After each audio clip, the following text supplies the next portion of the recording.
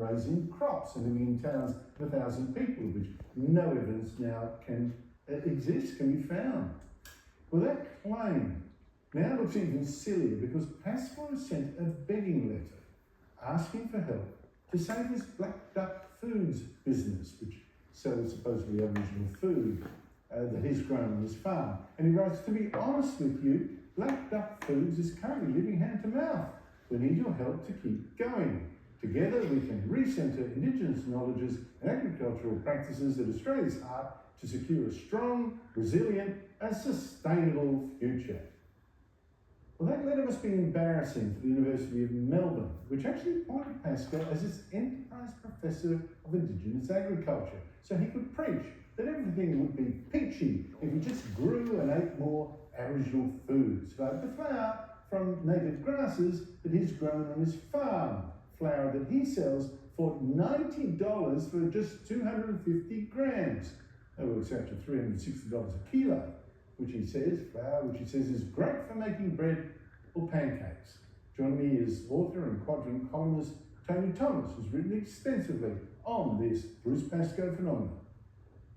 Tony Thomas, great to see you again. This begging letter from Bruce Pascoe, what's gone wrong with his farm and his dream of growing Aboriginal food?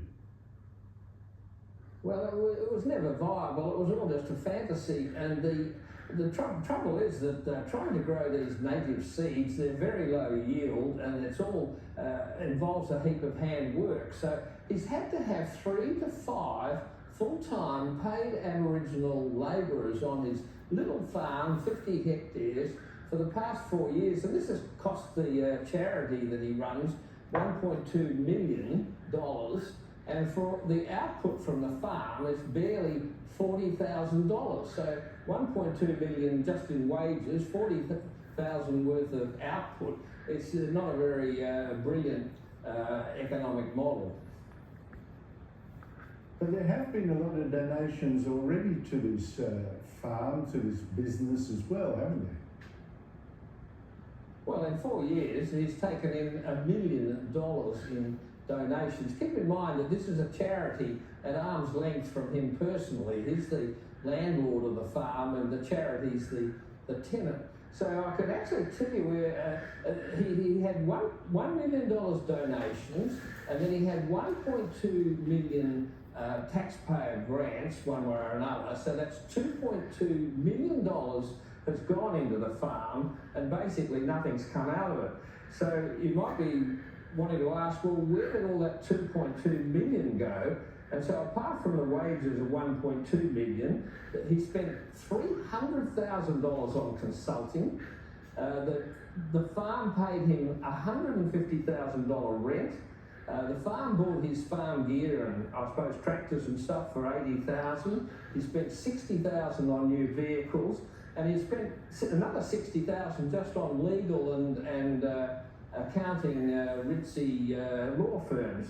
So that's where all the money's gone, and he only, when I last checked a year ago, he just had $150,000 in the bank, but his loss rate was running at $250,000. So I could see quite clearly that unless he could get a lot more donations, he wasn't going to last. Well, you say that the output is small, but when he's selling his native grass flour for $360 a kilo, how can that be?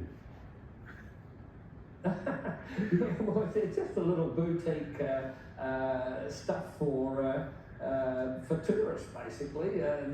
Nobody can make a loaf of bread out of flour at that sort of cost. It's just a crazy ditch idea. I mean, he never really wanted to make money out of it. He just wanted to prove that the Aboriginal farming thesis that he had before settlement was a real thing and not just all made up. So the farm was meant to prove how you could farm native seeds, and in fact it's proved the opposite. You can't.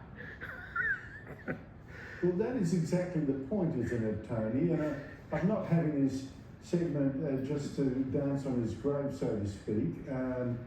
You know, for me, really, the reception to Pascoe has been the big thing. You've got to keep your his head up message more. has been, Yeah. We can save the country, we can stop global warming by growing these things, and even with the benefit of all these millions of dollars of donations and grants, and even with all the free publicity it's got, and even with modern machinery, you can't make it work. And the bigger message there is that the wicked colonial system of producing food with wheat and all that actually works. That is what stops us from going to starvation.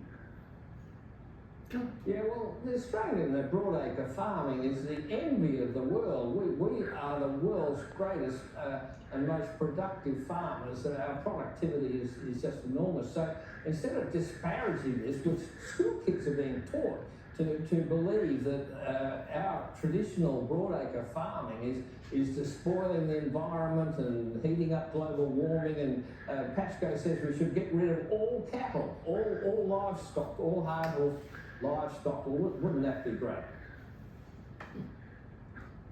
But what message then should this send to Melbourne University about its enterprise professor of Indigenous agriculture? Because he invented the subject of Indigenous agriculture, like, with his claims that Aborigines were growing crops and living in big towns.